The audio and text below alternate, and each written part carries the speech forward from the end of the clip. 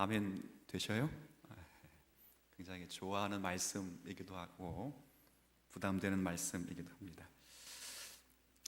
1914년에 어느 날에요, 독일의 아주 저명한 신학자였던 아돌프 슐라터라고 하는 분의 둘째 아드님의 장례식이 있었습니다. 그 아버지가 아들의 장례를 집례하려고 하니 얼마나 마음이 아팠겠습니까? 이 둘째 아들은 세계 1차 대전 때 전사로 참여했다가 26살의 꽃다운 나이에 운명을 달리한 역사 학도였습니다. 그 아버지 아돌프 슐라터라고 하는 분은 굉장히 유명한 신학자였기 때문에 많은 관심이 그 장례식장에 쏠려 있었습니다. 아들의 관을 입관하고 그 위에 십자가 문양으로 되어 있는 그 문양에 글귀를 하나 남겨. 글귀. 무슨 글귀를 남겼냐면 오늘 읽었던 이 글귀, 여기 7절에 뭐라고 되어 있어요?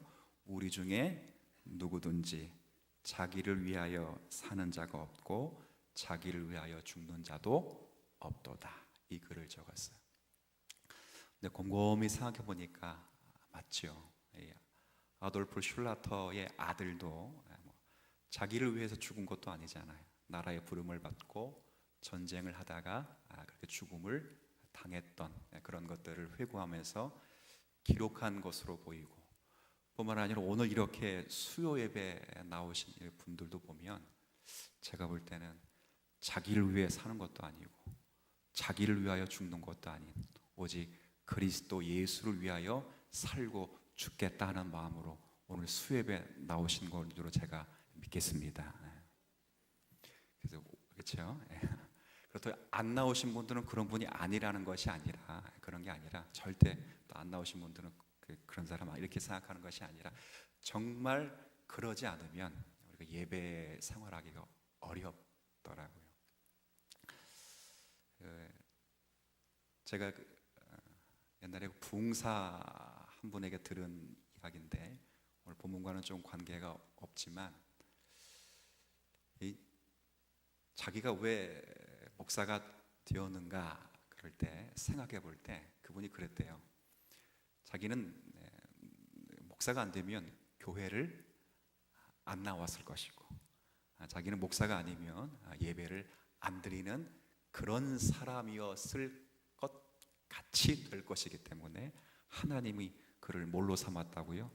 목사로 삼았듯이 우리도 마찬가지인 것 같아요. 물론 그분이 정말 그렇게 살았을까 그건 아니겠지만 우리가 다 그런 마음을 갖고 살아도 주를 위하여 살고 죽어도 주를 위하여 죽는다 하는 이 바울의 마음을 갖고 우리 한 생애를 살아갈 수 있는 저와 여러분이 되었으면 좋겠습니다.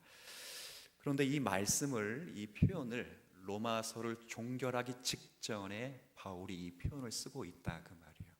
로마서는 크게 세 가지의 중심이 흐르고 있는데, 하나는 우리 4장까지 살펴본 대로 인간은 큰 죄를 진 죄인이다. 그런 4장 중반부터는 그런 죄인을 향한 하나님의 의로움이 어떻게 나타나는가, 은혜와 긍휼을 확인해 보았죠. 그 12장에는 죄인에게 베푸신 하나님의 은혜를 받고 있는 성도들이 그러므로 모든 하나님의 자비하심으로 너희를 권하노니, 우리의 삶이 어떠해야 되는지를 쭉 이야기하는 중에 그 삶을 정리하는 차원에서 이런 표현을 쓰고 있다는 것은 생각해 볼 필요가 있습니다. 제가 이런 말씀을 읽으면서 사도 바울이 두 가지 정도의 마음을 갖고 이런 표현을 쓰지 않았을까 생각이 들어서 잠시 좀 생각해 보려고 했었습니다. 먼저는 바울은 아마 이 말로 교회를 권하기 위해서 이 말을 했던 것이 분명합니다. 바울이 로마서를 보내는 것은 한 지역 교회, 어느 교회에 보내는 것이 아니에요. 로마에 보내는 편지라고 해서 우리 부천에 소사동에 주님사랑교회처럼 교회당이 하나가 있는 것이 아니고 로마 안에 이렇게 가정으로 모이고 건물로 모이는 아주 조그만한 공동체가 굉장히 많았었어요. 여러분들이 로마서 1장을 처음 열 때 제가 뭐라고 말씀드리냐면 로마서는 로마에 있는 하나님의 사랑을 받아 부르심을 입은 모든 자에게 쓰는 편지라 그랬어요. 정말 로마에 가면 로마 교회 하나가 딱 있는 것이 아니라 이 당시만 해도 로마의 한 가정에, 어느 지역에, 어느 건물에, 회당처럼 보이는 곳에 그렇게 교회가, 공동체가 섰던 거죠. 나중에 16장 읽어보시겠지만 16장을 내내 읽으면 거의 매절마다 문안하라, 누구에게 문안하라. 근데 이게 계속 반복돼. 사람이 바뀌고 공동체가 바뀌면서 그 말은 한 교회가 아니라 그 로마에 많은 공동체들이 있었다는 것을 보여줘요.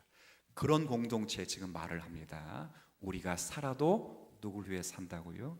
주를 위해 살고, 죽어도 주를 위해 죽는 것이 우리의 삶이다 라고 말할 때는 아마 그 교회 공동체, 한 지역이지만 여러 공동체 사이에 문제가 있었다는 것을 우리 지난주에 확인해 보았습니다. 그건 다른 갈등이 아니라 우리 지난주 살핀 대로 음식을 먹는 것과 나를 지키는 것에 대한 갈등이 있었죠. 어떤 교회는 혹은 어떤 성도는 모든 음식을 다 먹을 만한 믿음이 있었고, 어떤 교회와 어떤 성도는 채소만을 먹을 수밖에 없는 연약한 믿음을 가지고 있었죠.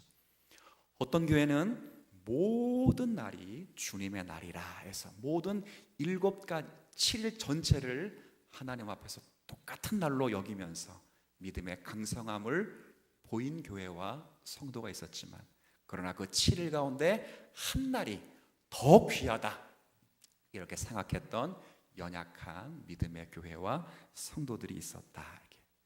그때 바울이 지난주 살폈던 대로 답을 주었습니다. 그 답은 우열의 개념이 아니라 혹시 기억나세요? 뭘 고려하라고요? 시간을 고려하라라는 표현을 사도 바울이 썼습니다.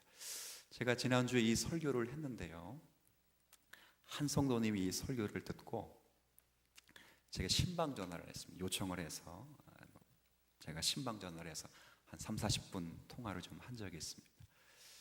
그분 제가 뭐 이름은 안 돼도 아마 다 알 것 같아요. 얼마 전에 남편이 홍두식 성도님의 아내분이십니다.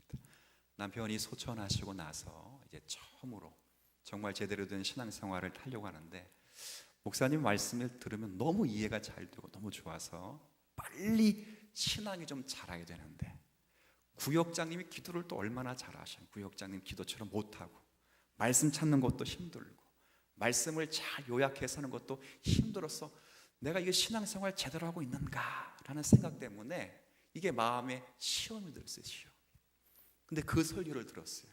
그걸 듣고 답을 얻은 것이 맞는지 제가 확인하고자 신방 요청을 했어요. 맞습니다. 하나님의 말씀과 믿음이라고 하는 것은 시간 속에서 열매를 맺고 과정 속에서 하나님이 그것을 거두는 것이지, 바로 씨앗을 심는다고 해서, 파종한다고 해서 바로 그 다음날 수확하는 법은 없습니다. 로마 교회의 착각이 뭐죠? 믿음이 강한 자는 자신이 믿음이 연약했을 때, 지금 연약했을 때가 있었는데, 우리 개구리가 언제적 생각 못한다고요? 지도 분명히 올챙이적 때가 있었는데 그 과정을 본인은 점프한 것처럼 그렇게 성장하는 자들을 함부로 짓밟을 수 있겠느냐라는 것들을 생각하는 거죠. 믿음은 그런 것입니다. 본인에게도 그런 시간의 과정이 필요한 것을 알고 인내해야 되고, 그리고 타인에게도 한 성도가 성숙하기 위해서는 시간의 과정이, 이 정황이라고 하는 과정이 필요하다는 것. 무조건 믿음으로 몰아붙여서는 그것이 교회를 그리스도의 교회로 세워가는 것 아니라, 그렇게 바울이 말을 합니다. 어린아이와 어른을 같은 평면적 시간으로 비교해서는 안 된다. 그 답을 바울이 계속 주는 중에 오늘 그 내용을 오늘 이렇게 말합니다. 오직 주 예수 그리스도 밖에는 없다. 먹는 일에 있어서도 오직 주 예수 그리스도를 위하여 먹고 또 그리스도를 위하여 먹지 않듯이 나를 지키는 문제도 그리스도를 위하여 지키고 그리스도를 위하여 지키지 않는다. 이런 갈등이 우리 가운데 있을 때 이 모든 갈등을 해결하는 것은 시간 속에서 고려하는 그 자리에 누구를 위해 살고 누구를 위해 죽는 것밖에 없다고요? 예수의 기준밖에는 없다는 거예요.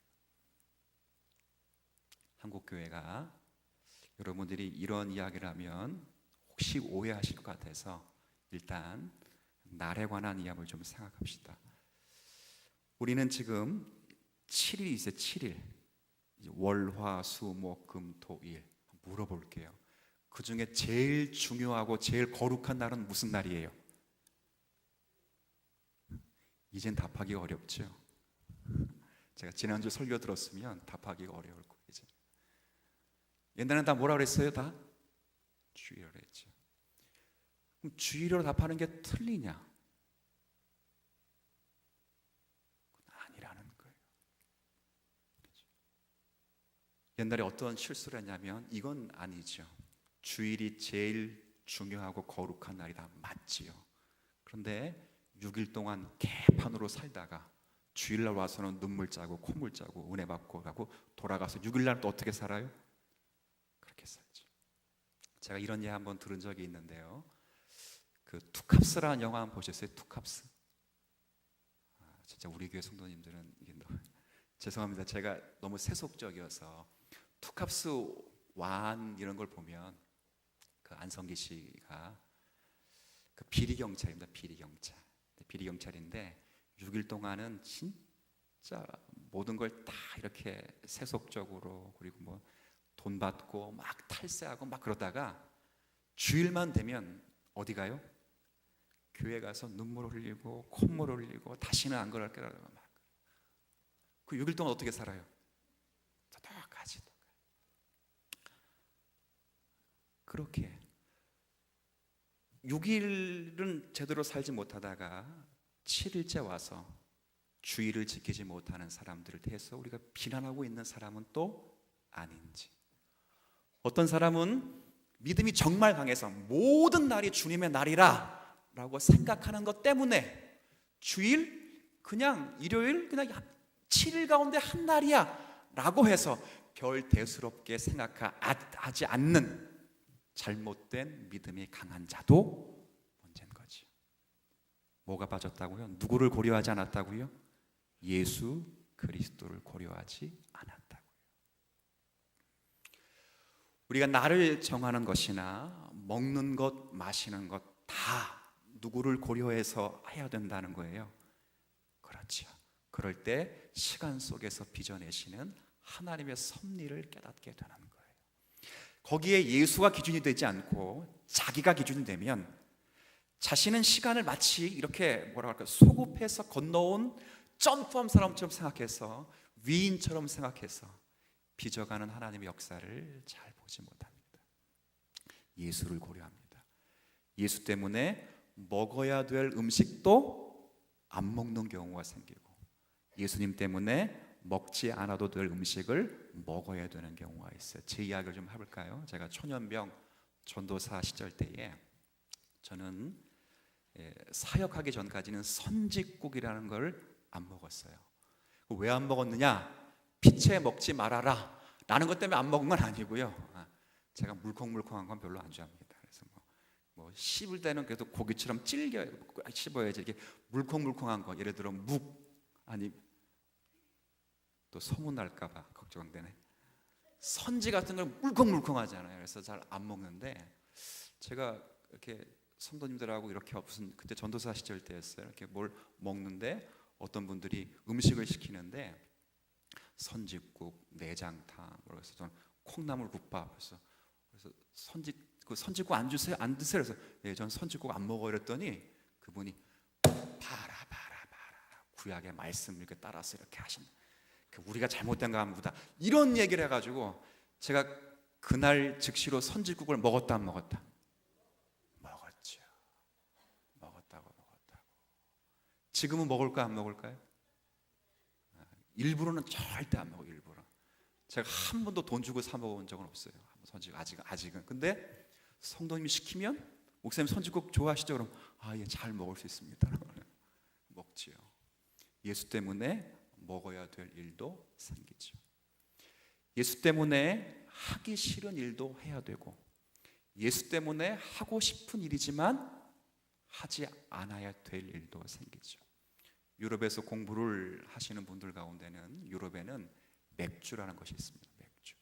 우리는 맥주는 뭐죠? 술이죠. 근데 유럽에는 맥주가 1도, 2도, 0도짜리가 있어요. 0도. 0도는 술이 아니에요. 헷갈리죠, 이제는 막. 거기서는 유럽 목회자들은 음료수로 나오기 때문에 먹어요. 근데 거기에 한국인 유학생들과 한국인 성도들이 그 자리에 있으면 그걸 먹는다, 안 먹는다? 안 먹죠. 그 이해되십니까? 뭐 때문에 그러죠? 예수 때문에. 예수. 그것이 법문화된 조항이 아닙니다. 그죠? 진리의 문제가 아닌 것, 디아스포라라고 하는 이걸 포라고 하는 이래도 되고 저래도 하는 문제 속에서 이것을 자유에 맡겨주신 문제에 관해서는 그 기준이 자신이 되어서는 안 되고 오직 예수 그리스도여야만 되는 거예요. 어느 나라에도 술 먹는 것이 죄라는 나라는 거의 없습니다. 근데 지금 우리나라는 술 먹는 게 뭘로 되어 있어요? 이건 죄가 맞아. 왜 그래요? 한국 선교사님 보니까 성도들이 술을 먹고 이렇게 주사라고 하죠. 주사를 부리고 술 먹은 사람이 아내를 부탁하고 해서 법으로 술은 죄다 정해두었어요. 그러면 그걸 따르는 거예요. 자기를 기준하지 않고 나는 먹을 수 있는데, 난 마실 수 있는데, 난 다 할 수 있는데 라는 것이 기준이 되어서는 안 되고, 하나님께서 허락하신 이 양심이 예수 그리스도를 기준으로 하여 살아가는 것. 그래서 8절에 여기 뭐라고 언급되어 있어요? 한번 같이 읽어볼까요? 시작.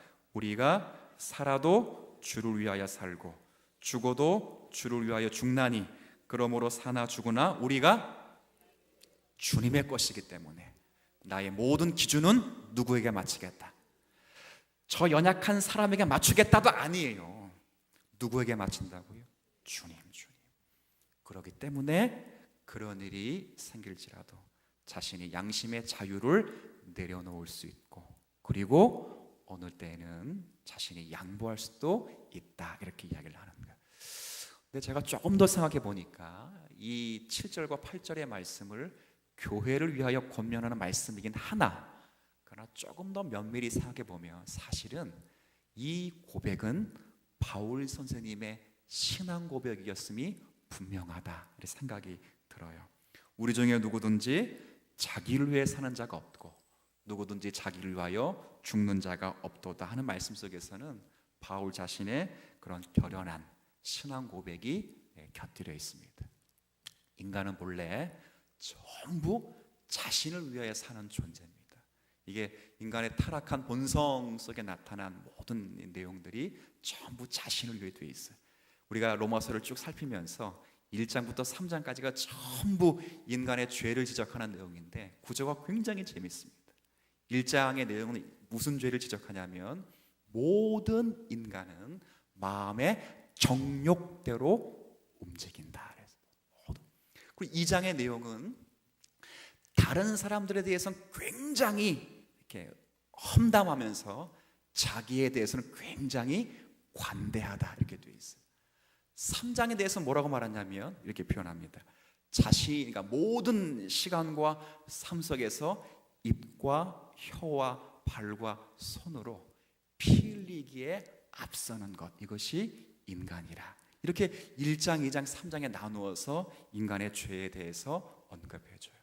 그럼 4장에 뭐라고 언급하냐면 그럼에도 불구하고 하나님께서 예수 그리스도로 말미암아 그런 인간의 죄를 깨끗하게 씻게 하시고 인간이 만들 수 없는 의로운 것을 만들어내신 하나님의 놀라운 은혜를 쫙 소개하죠.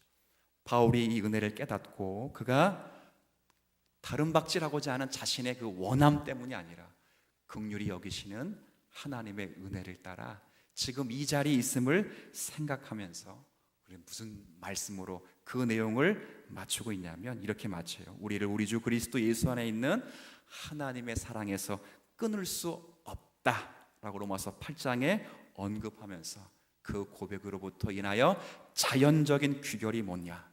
그래서 내가 살아도 누굴 위하여? 주를 위하여. 내가 죽어도 주를 위하여 죽습니다. 이것이 흥분과 감격으로 차오진 것이 아니라 단순한 감동과 격정의 차원이 아니라 진심 어린 그의 신앙의 고백으로 오늘 이 고백을 하고 이 결과 속에서 바울은 평생 하나님만, 주님만을 의지하며 사는 그런 존재가 됩니다. 여러분이 빌립보서의 말씀 제가 잠깐만 한번 읽어드릴게요. 자, 여러분 빌립보서 1장에 보면 아주 재밌는 표현이 하나 나오는데 제가 읽어드릴게요. 빌립보서 1장 한번 보죠. 자, 빌립보서 1장에 보면 20절의 말씀을 한번 제가 좀 읽어드리겠습니다. 20절, 21절 제가 읽어드릴게요. 나의 간절한 기대와 소망을 따라 아무 일에든지 부끄러워하지 아니하고 지금도 전과 같이 온전히 담대하여 살든지 죽든지 내 몸에서 그리스도가 존귀하게 되게 하려 하나니. 21절을 함께 읽습니다. 이는 내가 사는 것이 그리스도니 죽는 것도 유익하고. 똑같은 로마서 지금 읽었던 14장의 7절과 8절의 말씀과 똑같은 표현을 하는 거예요. 여기 내가 살든지 죽든지 내 몸에서 그리스도가 존귀하게 되게 하려는 것이다, 이렇게 이야기를 해요. 여러분 이 배경을 여러분이 참 잘 아실 거예요. 사도 바울이 지금 감옥에 갇혀 있습니다. 감옥에 갇혀 있는데 어떤 일이 생겼냐면 사도 바울을 시기하는 사람과 사도 바울을 또 걱정하는 사람 사이에 경쟁이 생겼습니다. 너무도 안타까운 일이 생긴 거죠. 사도 바울을 시기하는 사람들은 바울이 감옥에 갇혔다니까 쾌재를 부리면서 봐라, 저 사람이 감옥에 갇힌 것은 저 바울이 진짜 사도가 아닌 것이 분명하다. 저 사람이 정말 하나님의 사도였다면 하나님이 저를 감옥에 갇히게 하시겠느냐. 저 사람이 사도가 아니라 우리가 진짜 사도다 하는 마음으로 바울을 더 고립시키기 위해서 바울이 전한 복음을 열심으로 바울을 시기하는 사람이 전했어요. 반대로 바울을 걱정하는 사람은 자신의 스승이 감옥에 갇힌 것을 보고 너무 안타까워하는 마음으로 사랑했던 선생님을 위하여 그 바울이 했던 것보다 더 많은 열심과 충성을 가지고 복음을 전하게 될 때 바울이 뭐라 말해요? 이렇게 하나 저렇게 하나 전파되는 것은 누구라고요? 그리스도 예수시니, 이렇게 이야기하는 거예요. 나를 시기해서 나를 고립시키기 위하여 나를 죽이려고 하는 자들도 전하는 건 누구요? 그리스도. 나를 위하여 나를 긍휼력의 마음으로 내가 했던 그 몫을 더 담당하고 더 감당하기 위하여 그들도 전하는데 이렇게 하나 저렇게 하나 전해지는 것은 그리스도 예수니.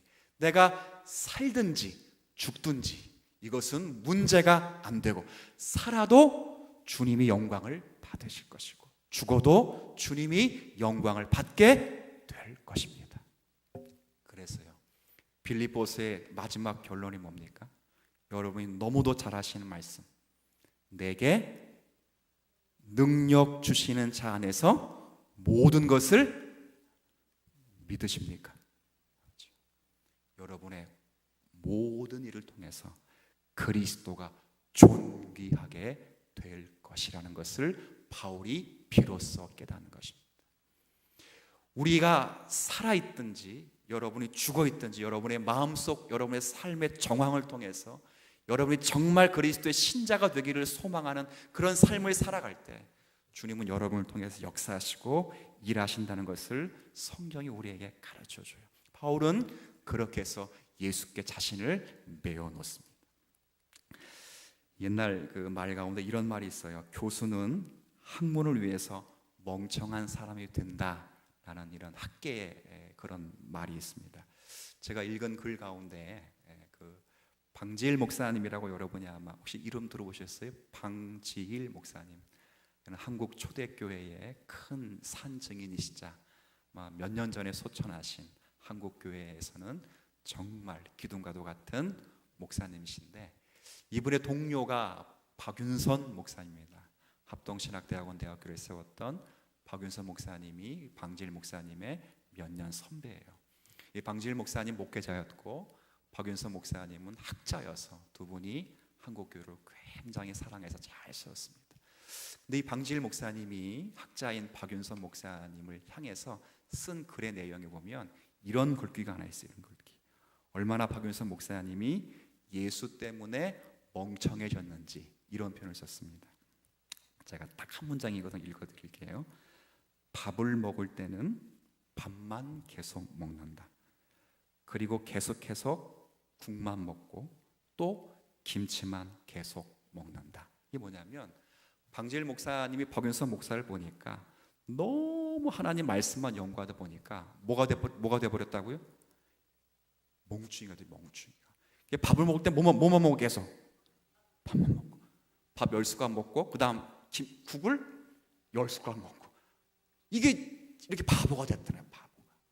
실제로 박윤선 목사님이 얼마나 예수 때문에 멍청이가 되셨는지 가끔 기차에서 이렇게 모자를 끼고 내리셨다가 모자 안 갖고 내리신 줄 알고 다시 기차 올라가는 게 비일비재했대요.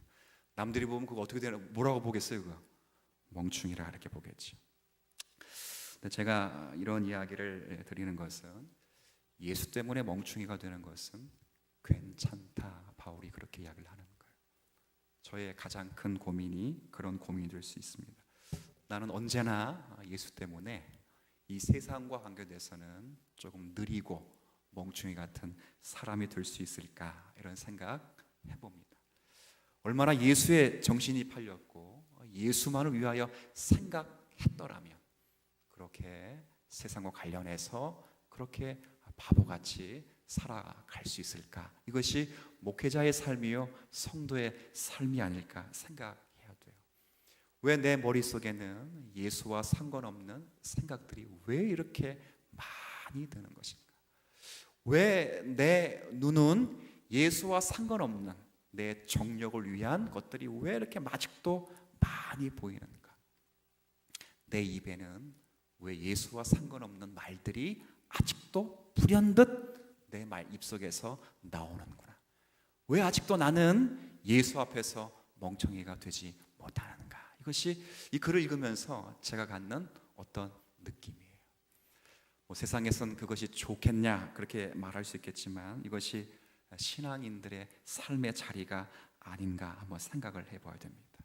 정말 어떻게 하면 십자가 앞에서 아무것도 알지 않기를 원했다 하는 바울의 고백처럼 내가 십자가 아니고서는 모든 것을 배설물을 여길 수밖에 없다라고 말했던 바울의 그 고백이 우리의 고백이 될 수 있기를, 그리고 낙타 무릎처럼 언제든지 우리의 무릎이 낙타 무릎이 될 수 있을까?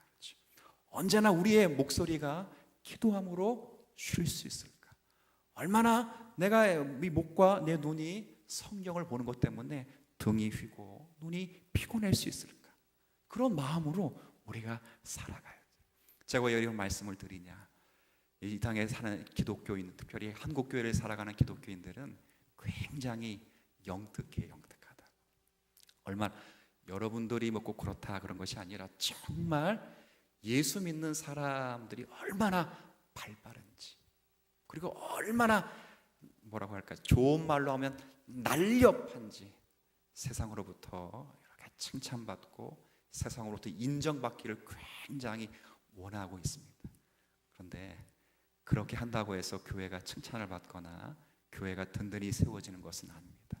여러분이 정말 예수 외에는 알지 않기로 작정하고 여러분의 입에서, 여러분 눈에서, 여러분의 모든 삶에서 예수로 충만히 세워지게 될 때 거기에 하나님의 나라가 임하고 하나님의 역사가 임한다는 것 우리 바울이 설명하는 말씀인 줄 알고 우리 모두가 예수로 살고 예수로 죽기로 다짐하는 오늘의 말씀과 여러분의 삶이 되시기를 주의 이름으로 부탁을 드리겠습니다. 우리 중에 누구든지 자기를 위하여 사는 자가 없고 자기를 위하여 죽는 자가 없다, 그렇게 말했습니다. 신앙적으로 보면 굉장히 중요한 말이고 우리가 마땅히 따라가야 될 삶의 자리이지만 우리는 여전히 자기를 위해 살고 자기를 위하여 죽는 삶이 아닐까, 그렇게 말합니다. 설교하는 제 자신도 머릿속에 예수와 상관없는 쓸데없고 지저분한 생각들이 많이 있으므로 한탄하고 나의 눈이 예수와 상관없는 가치 없고 더러운 것들을 바라보기를 좋아하고 있는 것은 아닐까, 하나님을 생각하고 불안하여 근심하여 심령이 상할 정도로 주의 말씀 앞에서 겸허히 서는 오늘의 말씀이 될 수 있도록 은혜를 더하여 주옵소서. 바울이 이런 마음이 될 때 하나님의 교회 속에서 성도를 위하여 보존하고 교회를 교회답게 세워갈 수 있다, 그렇게 말씀하시는 이 말씀을 가슴에 깊이 새기고 우리의 모든 심령이 주님을 위하여 심령이 될 수 있도록 하나님 함께하여 주옵소서. 그럴 때 내게 능력 주시는 자 안에서 진심으로 내가 모든 것을 할 수 있게 될 것입니다. 내 생각이 여기에 관철되거나 세상의 사조가 거기에 흡수되면 모든 것 못합니다. 주의 교회는 충만이 아니라 쪼개지고 말 것입니다. 그러나 예수로 충만히 채워진다면 모든 충만이 그리스도의 몸된 충만이 될 것이기 때문에 그리스도께서 채워주실 것으로 믿고 오직 모든 성도들이 예수로 충만히 채운 일에 전 인격과 삶을 들이며 사는 오늘의 말씀이 되게 하여 주옵소서. 하나님, 교회가 서는 이 자리에 교회를 진리의 기둥과 터가 되게 하시는 일들로 인하여 감사드립니다. 더욱더 이 일에 기도하며 나아가는 저희들 되게 하여 주옵시고 특별히 연약한 환우들을 주님께서 긍휼히 여겨주셔서 주의 말씀으로 보호하시고 치료해 주셔서 마음껏 하나님의 영광과 찬송을 드리며 살아가는 은혜 누리게 하여 주옵소서.